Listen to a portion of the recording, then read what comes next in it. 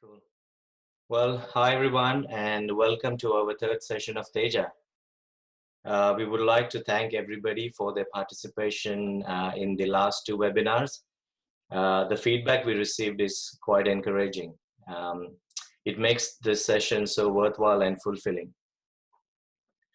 Well, today's session will be an interesting one as we will be discussing luck. Luck is mostly perceived as magical, elusive, and even superstitious. For example, a lucky day, a lucky dress, or a lucky color. But what really is luck? I'm going to tell you a story about a dejected man. His life sucked. His sales job made him miserable. It involved calling people from A to Z on a phone directory. How interesting is that? He even Googled once, why does life suck so bad? This search led him to a meditation course, after which he started applying the techniques.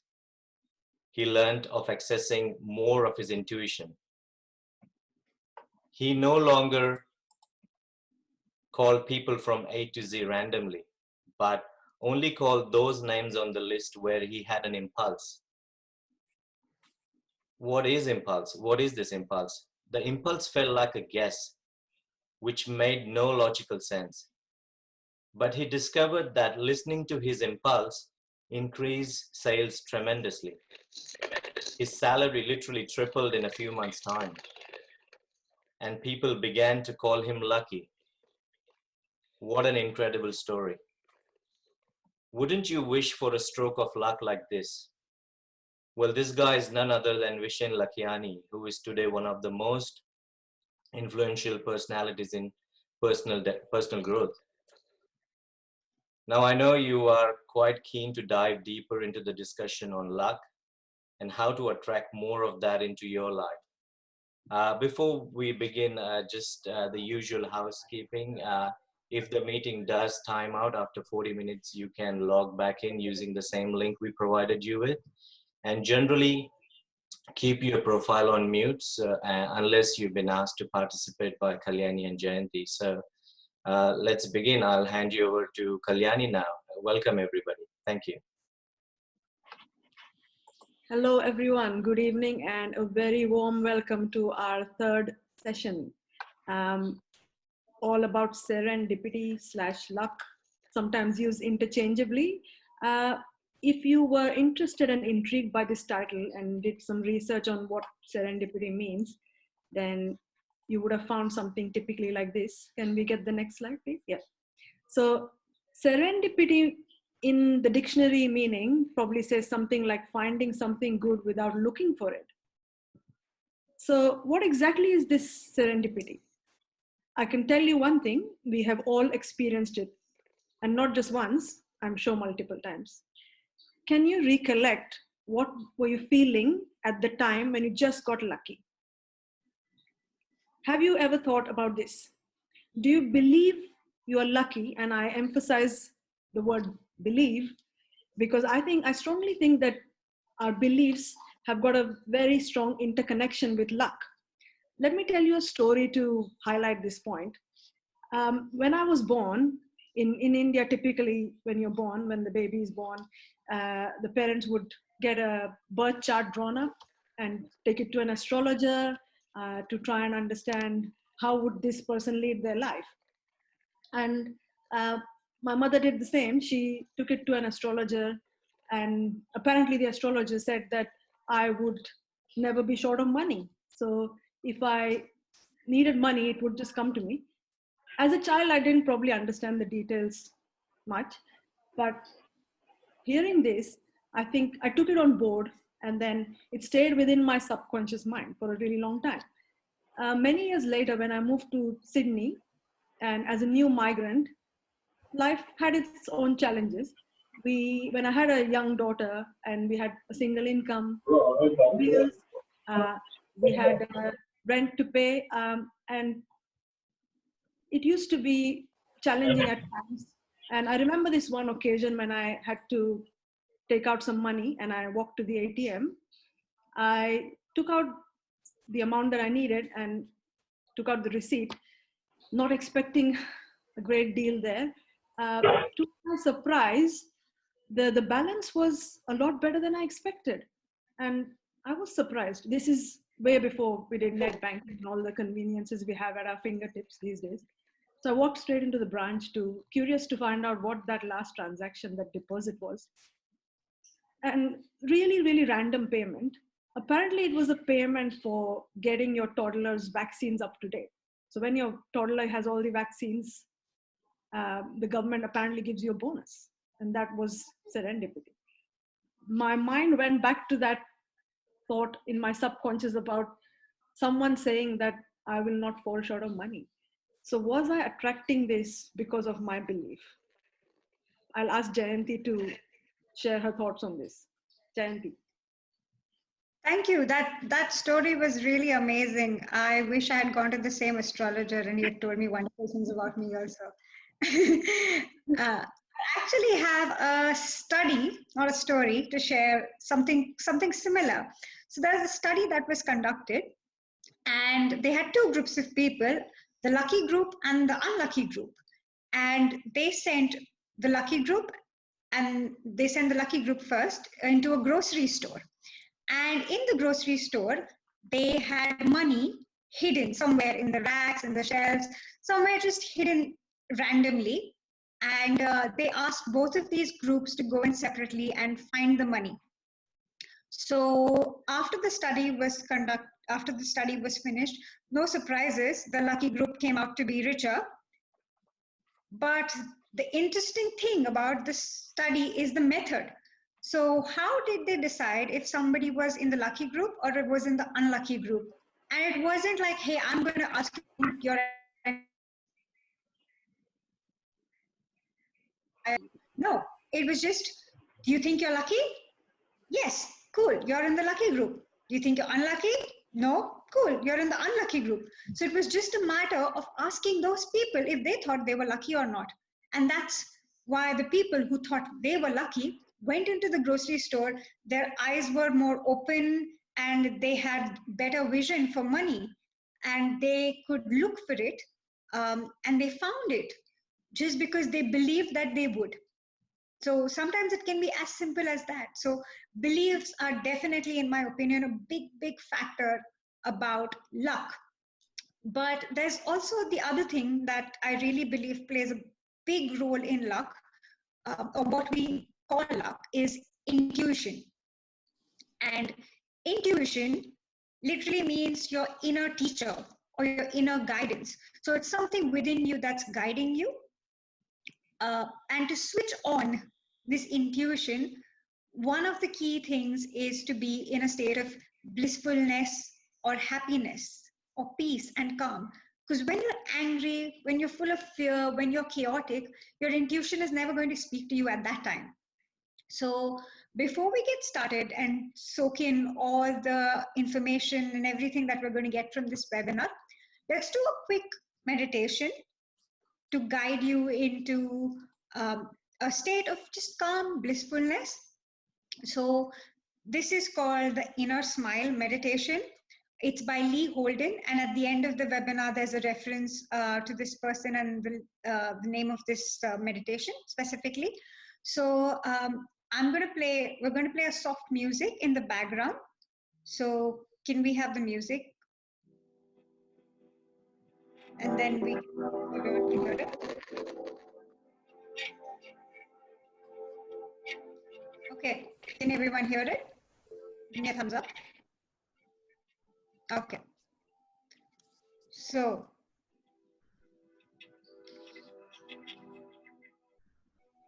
take a comfortable position.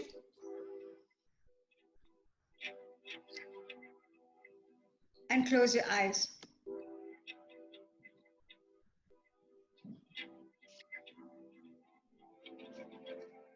Now, breathe really softly into your belly. Take a deep belly breath. Feel your abdomen expanding.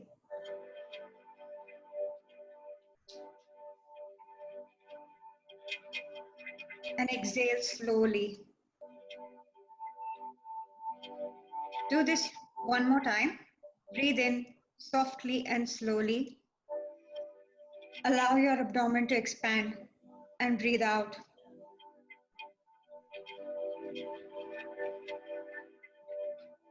Now, I want you to picture a glowing sunlight, golden rays of the sun shining. And as you see this sunlight, lift the corners of your mouth slightly into a gentle smile.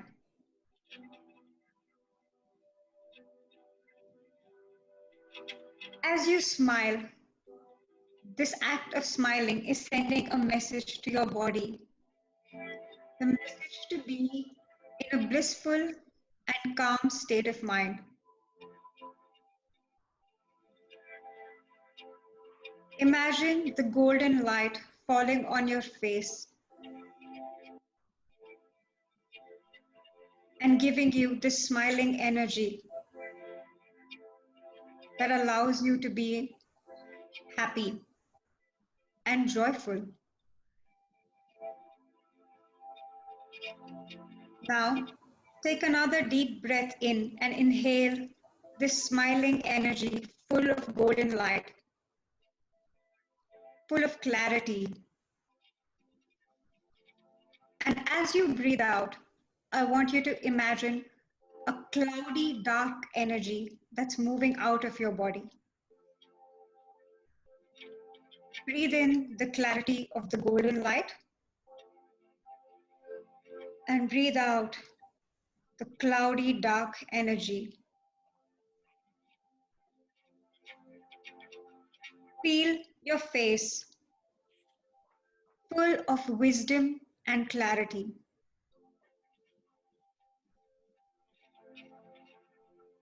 Let this golden light run into your entire body, through your spine.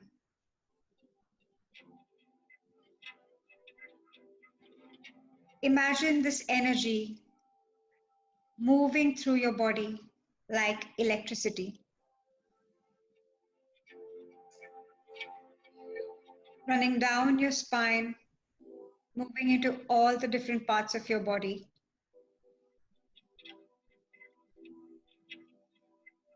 Feel your face glowing with this golden light.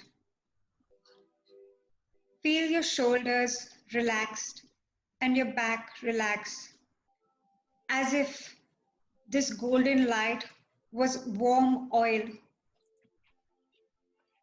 that was running through your shoulders, your neck, and relaxing you.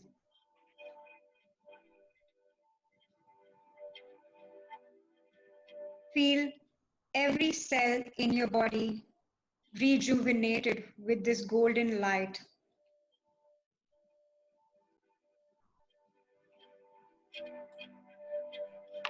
Breathe in through your belly, absorbing all the golden light into every cell, every muscle, tissue of your body. The golden light is healing your body and it's energizing you. And as you breathe out the cloudy energy. Breathe in clarity and breathe out the darkness.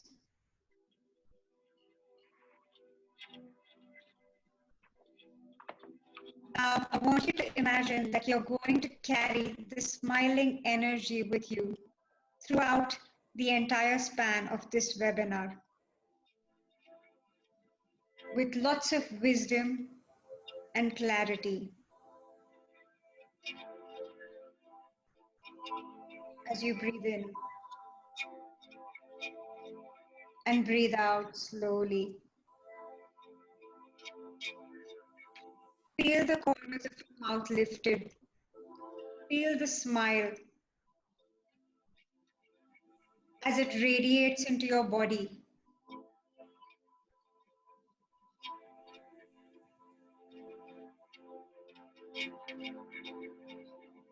Carry this feeling along with you. Now, I want you to slowly open your eyes at the count of 5. 1,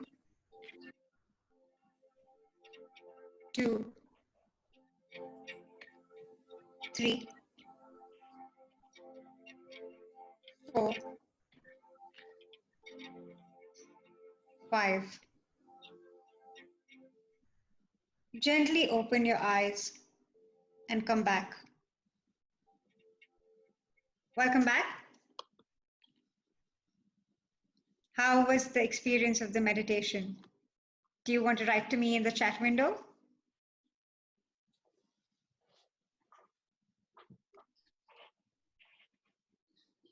Feels like a new day. That's great.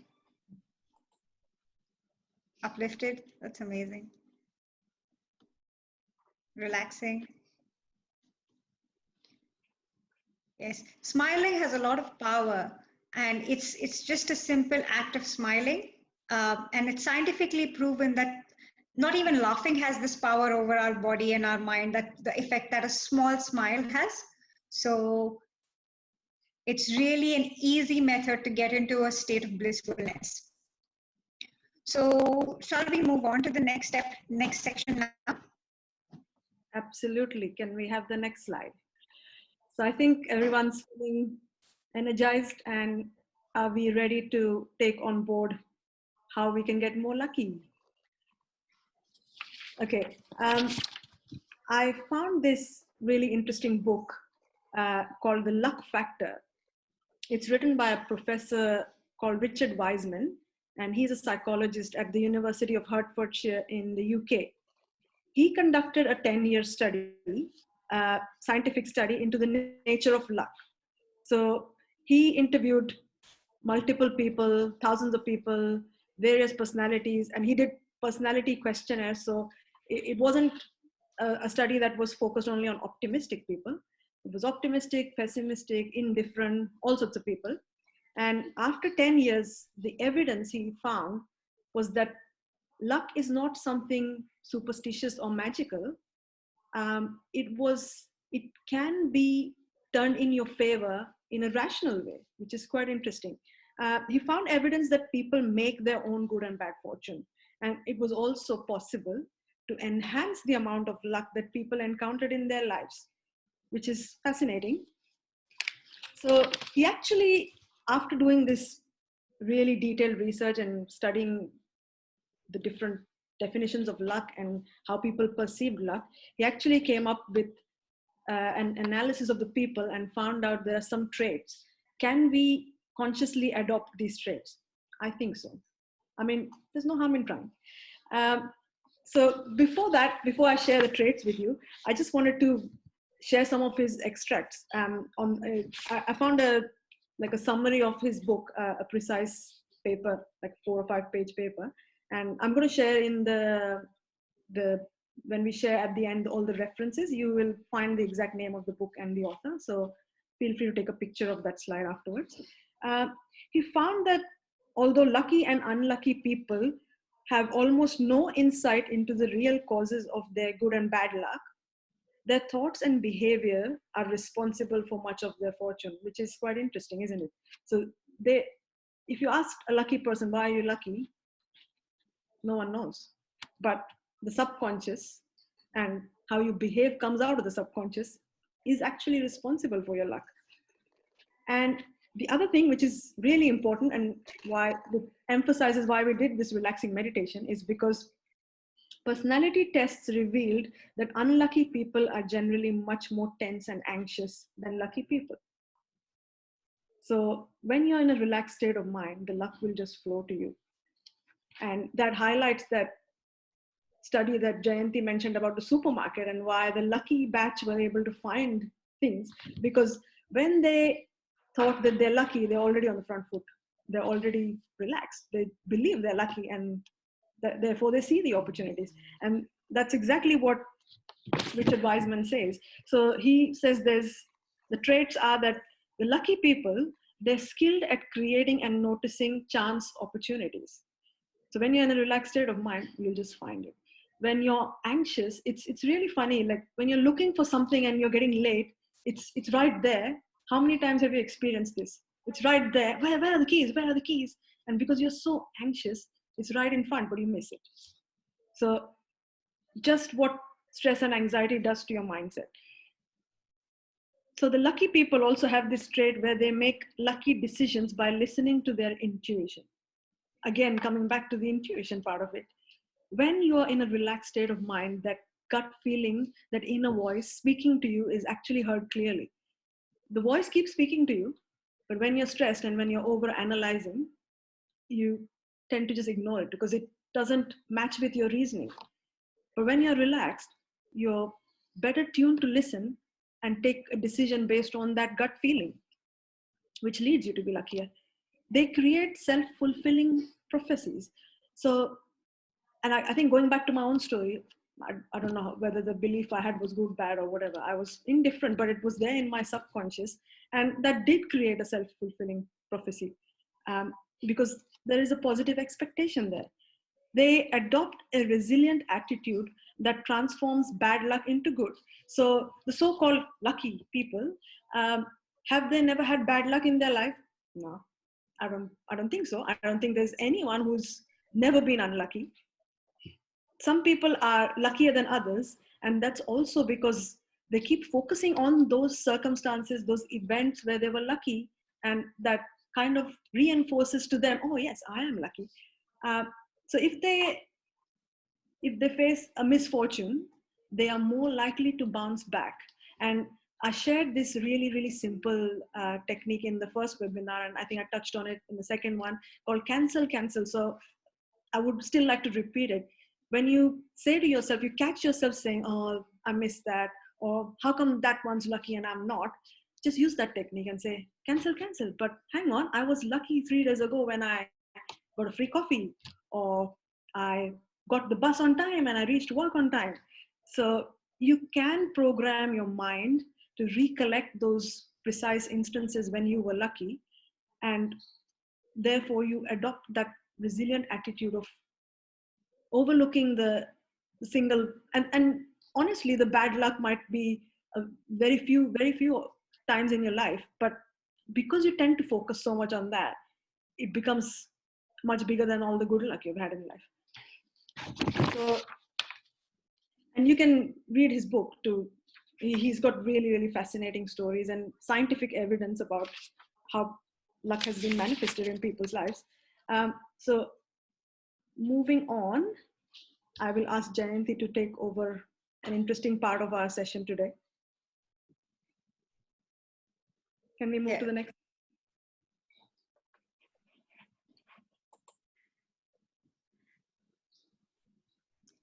Yeah, thank you. So that's very true. And it's great scientific evidence, great research about lucky people being lucky. And I really think that this is the model that we've been given, right? That you one day you find a lucky coin, you're lucky, and then that's when you become happy. But I think it really works the other way around. It's not that lucky people become happy because they are lucky. It's that happy people who are already happy, become lucky because they are happy. So one of the things to to to do in this process is to first acknowledge all the luck that we've had in our lives. So it's really important to recollect or think about the times when we were lucky. And again, this comes back to being grateful for those little things, little moments. So let's have a little bit of sharing from all the participants. Is there somebody who would like to share a story of a recent story of when they got lucky and how that made them feel? Can we have someone who wants to share?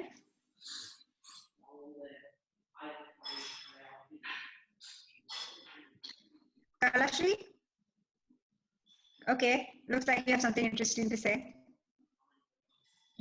Yes, I think all your talking just made me just recollect a recent memory or recent experience that I had.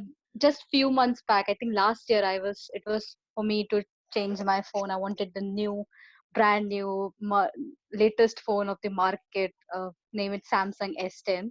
And on my birthday, my husband gifted it to me, and it was all, I was so happy with that I got a new phone and I had the latest model and everything. After few days, after few months, accidentally I just fell off my hand and I broke the screen, and the screen was damaged. It was like, I was able to use it, but it needs to be fixed. I was so upset, and I immediately went to the Samsung gallery. I just checked what is the cost of getting it fixed, and they said it is $300. And I was like, that's too much for a brand new phone. It's not that I cannot afford it, but I still wish for, oh my god, where can I find that $300 to get my screen fixed? I was just looking for some extra money or extra thing to come into my pocket to get my screen fixed. And it so happened that we have our quarterly awards in our company every quarter. So one of them is selected, and that particular quarter, within the phone damage and that particular event, I was just selected for that quarter. I was selected as the employee of that quarter, and the reward prize was exactly $300 for the cash prize. And the moment I just got that money, I just went straight to the gallery and just paid and I'll get my phone fixed. So I think I tend to believe in somewhere that I am lucky, but this recent experience just made my belief more stronger. And I think I will continue with what you said, that continue to believe that you're lucky. Thank you. That was a great story, because I think we all have had broken phones. I know I've had quite a few in my life. And this is an incredible story. So I'm going to latch on to this and attract the same luck in the future, or maybe better luck of not breaking a phone at all. Yeah, But I think I that should love be the that. better, that not breaking the phone. Yes, I love that. And it looks like Sanjay also has something to share. So you guys seem like a very lucky couple. Yeah, yeah, definitely. Can you hear me, Jayanti?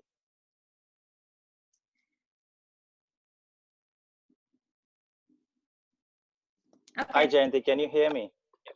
Yes, Yes. yes. I've unmuted myself. Okay.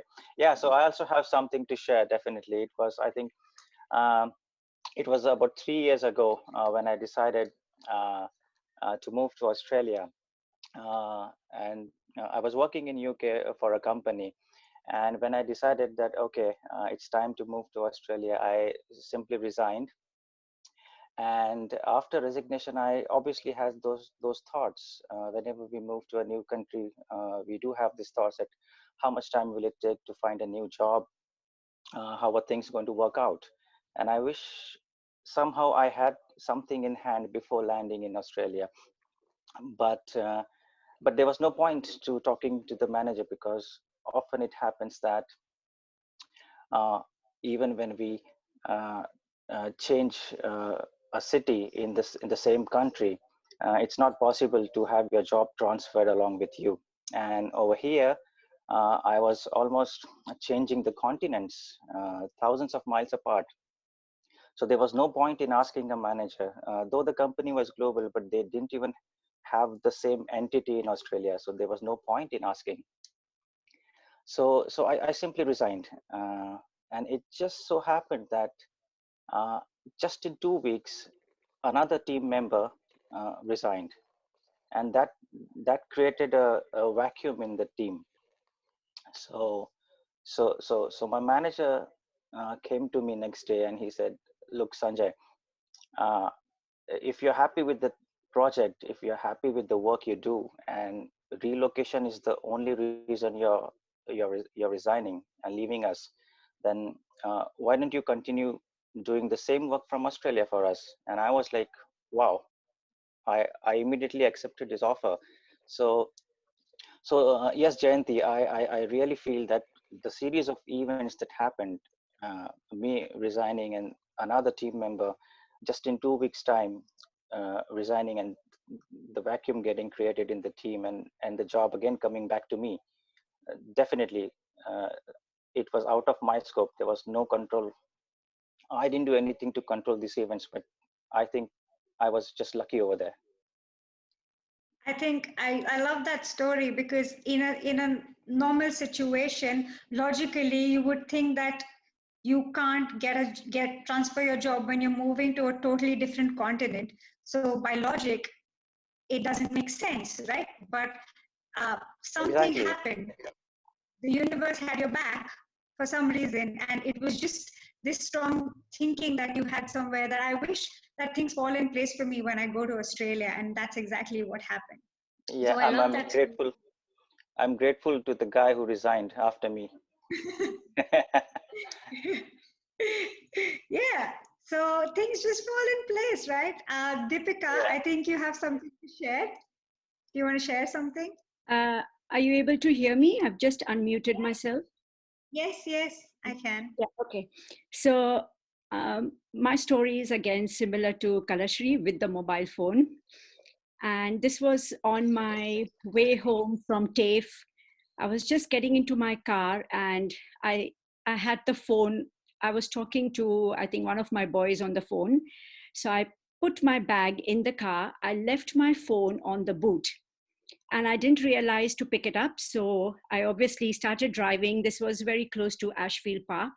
And apparently my phone had fallen off somewhere on Orpington Street. But I came home, I hadn't realized that my phone was not with me till I had to take Rohan, my younger son, for his music lesson. And it so happened that while we were driving, we realized that my phone wasn't there. So I tried calling and checking, if my phone's at home or if I've left it at TAFE or on the bus. Anyway, I just thought it's okay. We'll check on it later. There's really nothing much we can do. We'll just go to our music class. But I know that something was like didn't seem right, and Rohan thought it was really good that I followed up with the phone because it might not, if it's at TAFE, then you won't find it. If it's on the bus, then at least you can follow it up, where with the near closest bus depot, if you know the bus number that you picked up. So anyway, I let it go and I called my phone number, and it so happened that this a gentleman picked it up and he said, "Yes, this is your phone and I'm glad you called, because my wife was coming back from work and she was crossing Orpington Street. She happened to find the phone right in the middle of this busy street, and the phone was not damaged. There's no crack, nothing." So he said, "Well, you have to thank my wife when you come to pick it up, because she said that, this could be somebody's and maybe that person will try and call us. So at least I'll, keep the phone." So that's it. So we told her we'll pick it up after an hour, and we picked it up. Obviously, we treated them with a box of chocolates and flowers because that was a very kind thing to do. And it was her awareness that she actually spotted my phone right at the middle of this intersection, which is a very busy road at 6 o'clock in the evening. So I think I found myself lucky. I didn't really feel very anxious, or I wasn't thinking, "Oh, I've lost it." I just said, "You know what, we'll just wait. We'll get one thing done, your music done, and then we'll worry about the phone." So I just think it was, yeah, exactly during the music time, we got the message that the phone's found. So all good. Okay, And thanks, Deepika. I thought it was a great story, and I especially thought it was wonderful because you specifically mentioned that you were really peaceful at the time and you went for your son's music lessons. So I'm sure you were like happy and you were calm. And that's when, and I love that you gave them a box of chocolates for finding your phone. So that's like expressing gratitude and really acknowledging the yeah, moment of luck, and being grateful to the other person also. yeah, that's right.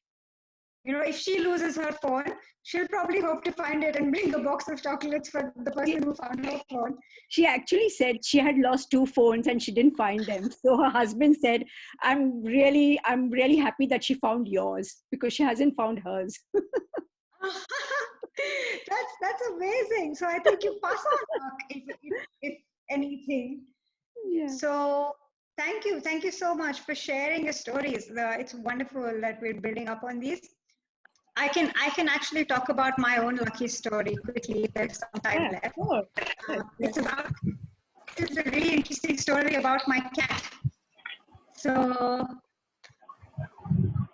And Omkar and Gayatri, who are my housemates, do you guys want to share the story?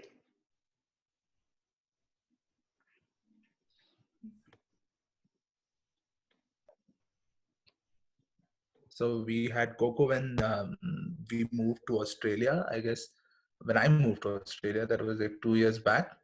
And after a year, we had to move to a different place because of a lot of situation from the ex-owner. And in that house, we had Coco with us.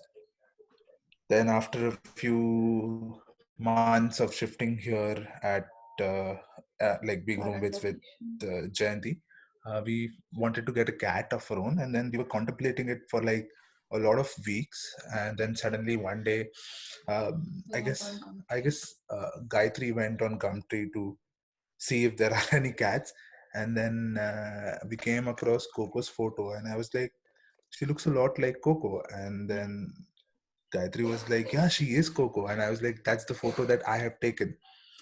And then that day itself, we ended up, sorry, not even, we asked Jayanti to message the previous owner whether the cat is available.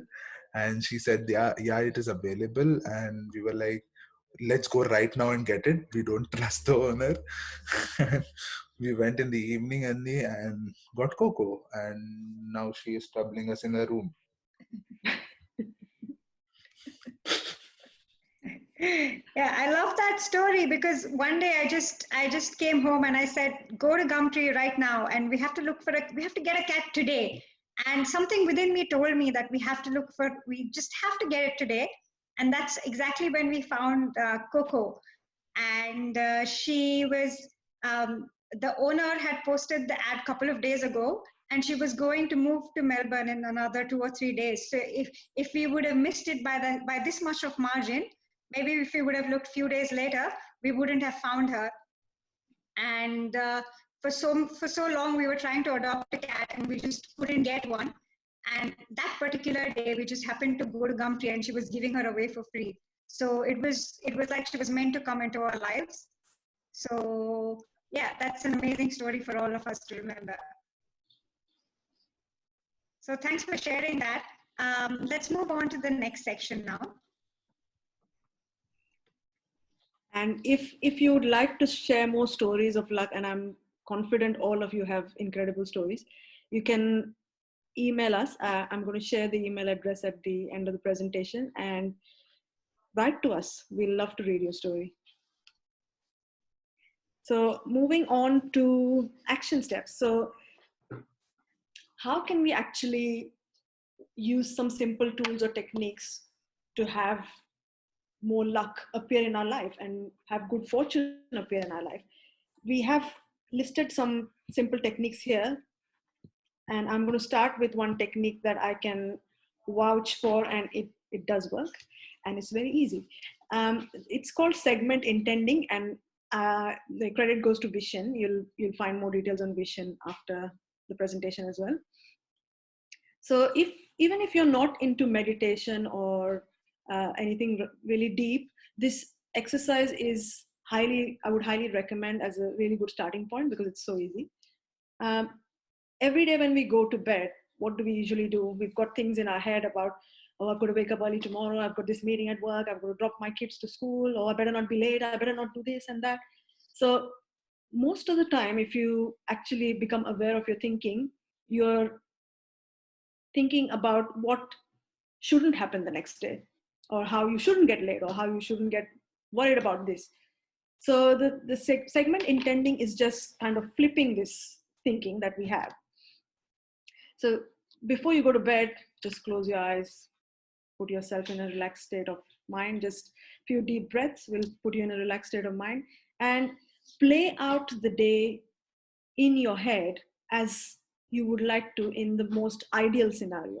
So if I have a typical day, I would program it by thinking, tomorrow I'm going to wake up early, I'm not going to snooze the alarm, I will exercise, I'll have a healthy breakfast, the kids will be dressed before time and dropped off to school before time, I'll be on time to work, and I see myself in the conference room. My meeting is going really well, and then I'm taking this client out to lunch. The restaurant is incredible. The service is so good. You can imagine it to as much detail as you like. And at the last session, you know how we talked about creative visualization and the idea of the detailed imagination and mainly the emotion of it, because your subconscious mind cannot distinguish between reality and imagination. So when you imagine the day going to perfection, and when you sleep with that thought, when your mind is in delta state, which is the deep sleep state, your subconscious is continuing to work on that track, continuing to build on that programming. And the next day, I'm not saying that I'll guarantee that you'll have a fantastic day, but as you imagine the perfection, but you will be more receptive. You will not get mad if things go wrong.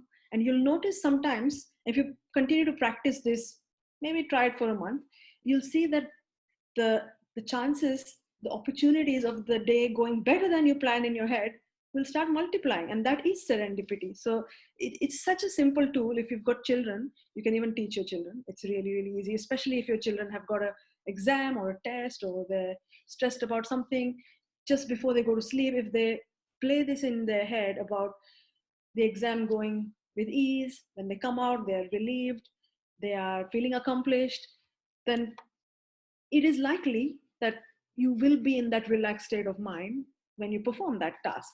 So very simple technique, and I would encourage you all to do it. The next technique I'm going to ask Jayanti to tell us a bit more about.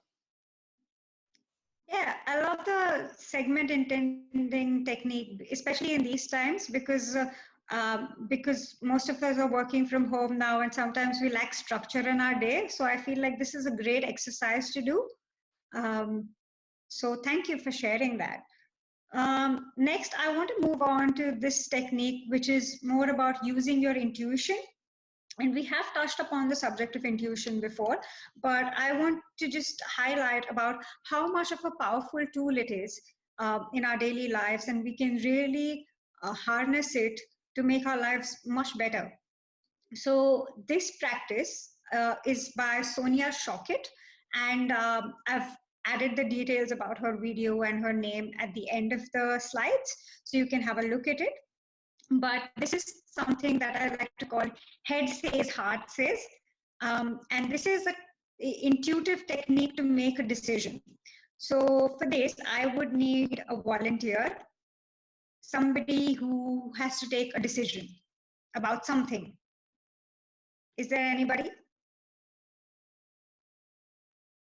Would you like to share in the chat window if you want to volunteer? If you have a decision to make.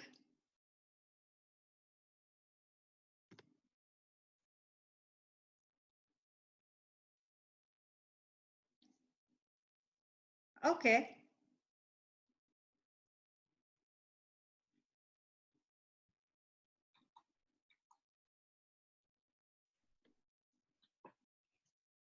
Be positive.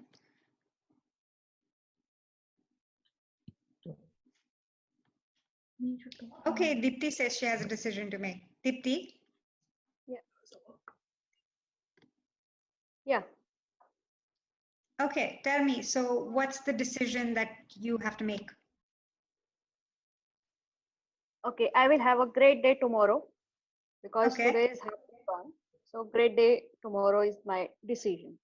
It's No, it's a decision about whether or not you want to do something. So it's like, should I do okay. A or should I do B? Something like that.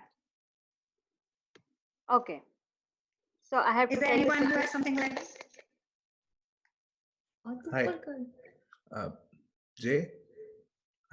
So like I have always wanted to do something in like change my degree or something, or change my field from what I'm doing to something like a psychology degree. Can you hear me? Yep. Yeah. I can hear you. Yeah. Perfect. So yeah, I've always wanted to do that. So yeah, that was the decision I'm trying to contemplate. Okay, sounds good. So let's do this exercise with Onkar right now. Okay, so his question is, should I take up a degree in psychology? Okay, So I'm going to ask you 3 questions, and I want you to answer these 3 questions as quickly as possible. Okay. And the reason why I'm asking you to answer quickly is because intuition is not a long process. It's a flash, and it comes quickly and it goes quickly. Okay. And it's about listening, and it's about noticing and paying attention. Okay. So let's get started with the process. So first, I want you to close your eyes Yeah. and answer this question. What does my intellect say? And I'm going to say my intellect says, and you have to continue the statement. Okay? Okay. So my intellect says, Do the degree. do the degree. Okay, perfect. Now I want you to breathe, exhale, and open your eyes. And look around the room and just be present. Notice something small and subtle. Pay attention to the subtle things. Yeah. Now I want you to close your eyes again and breathe. Notice with your sense of smell, all your senses being alive. And I'm going to ask you the second question, Yeah. which is my inner guidance says. It's confused right now. Confused right now. That's great. So you notice that the answers to both those questions are different. Because oftentimes intellectually we have analyzed something a lot and we've come to a certain conclusion about it. But your inner guidance might be confused or might say that, hey, this is a yellow light region and we have to wait it out before we make a decision. Okay? Yeah. So now I'm going to ask you the third question and go back in, breathe in deeply,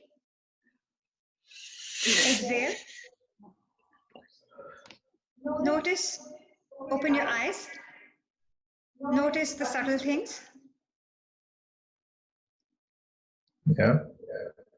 And now I'm going to ask you the third question. The question is that true? It is. It's true that you don't know. Yeah. Okay.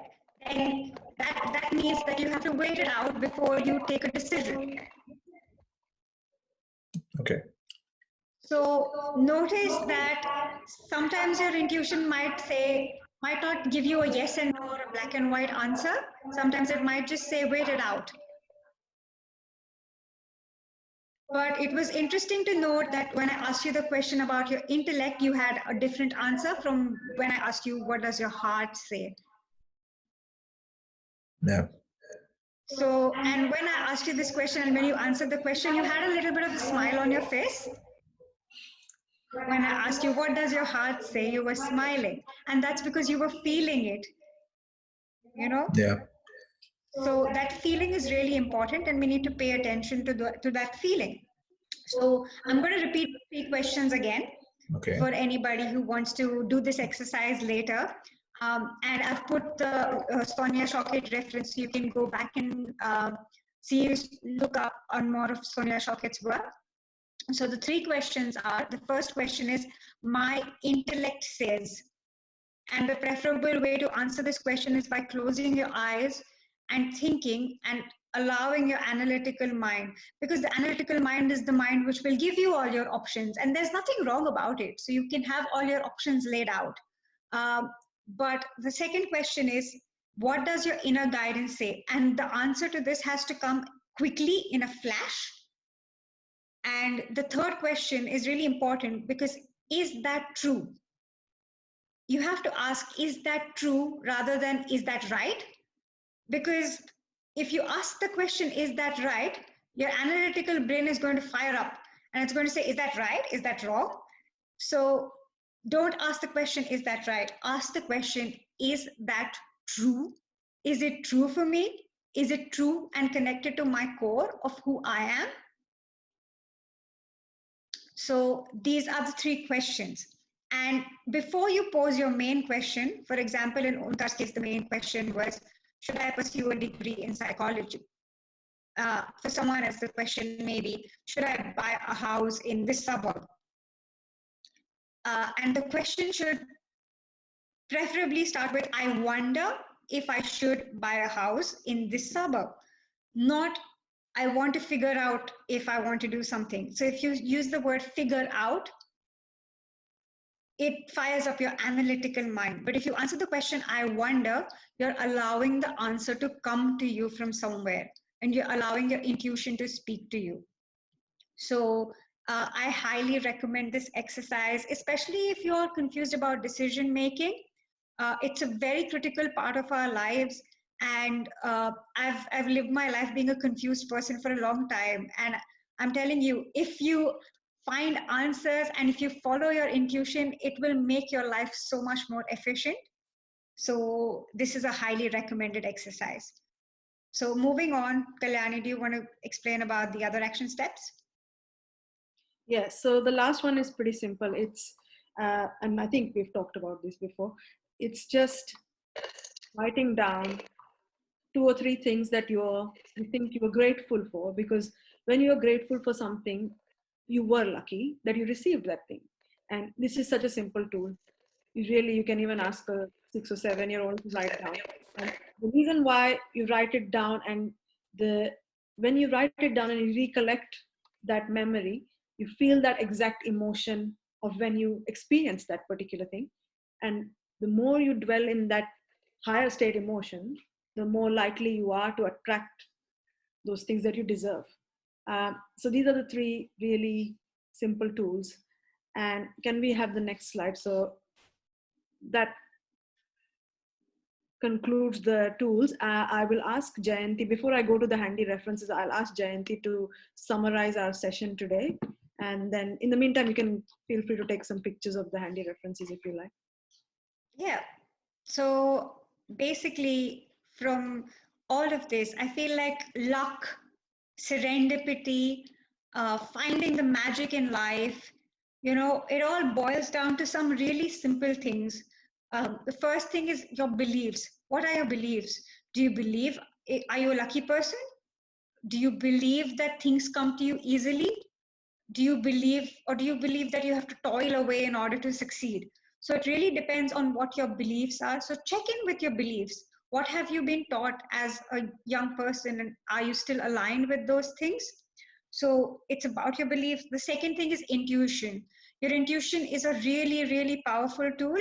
And the Silva method, which is in the references, is a great process for really channeling your intuition. And Janine Shaka, who is our Silva Method coach, you can check out her Instagram page and her website, which is called the Silva Method Australia. So intuition definitely is a powerful tool. The other thing is about gratitude. So gratitude, acknowledging the luck that you've had in the past, can really make you a lucky person in the future. So these are the 3 main takeaways that I would leave you with.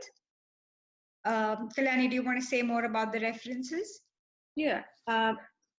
So just building on what Jayanti said, if you want to have a quick look at the Instagram of Vishen, whose story Sachin mentioned at the start, and I've also put his book there, Code of the Extraordinary Mind, in which he also tells his own story of his experiments with different mindset tools, and including the Silva method. Jayanti and I have completed the Silva method, and we are graduates of the Silva program. If you're interested in finding out what the Silva method is, I would recommend silvamethodaustralia.com.au, and Janine is the certified trainer in Australia who delivers the program. You can look up her Instagram as well. And then the book, The Luck Factor by Richard Wiseman, is another really good book that you can read to find out about scientific evidence about making your luck. And I think that brings us to the end of our session for today. I'm going to ask Sachin to wrap up tonight. Okay, thank you. Thank you very much, Jayanti and Kalyani. That was wonderful. And I also want to thank everybody who shared their stories or asked a question or participated, and everybody who joined us today. So a big thank you from everyone here. And just for your information, we will record this and it will go on our YouTube channel, which is the same as our Instagram handle, which is Teja_discover_radiant. And you will find this entire webinar on that YouTube channel. So thank you everyone once again. I just have one more thing to say. If you found that track peaceful and relaxing, can you also send us some feedback, because that was an original track. We want to know if it fit the need of the meditation and made you relax. So please follow us along on Instagram, and also please suggest what you'd like to hear more from us, because we love to hear your thoughts and we love to research them and bring them to you.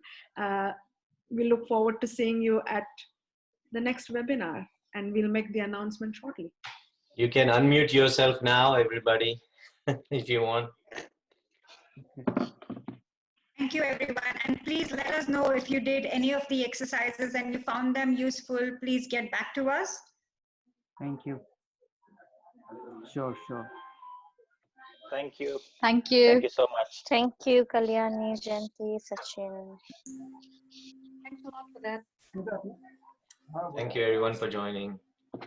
Thank you. Thank you. Bye-bye. Thank you. Good night. Bye-bye. Good night, Good night. everyone. Thank you. Good night.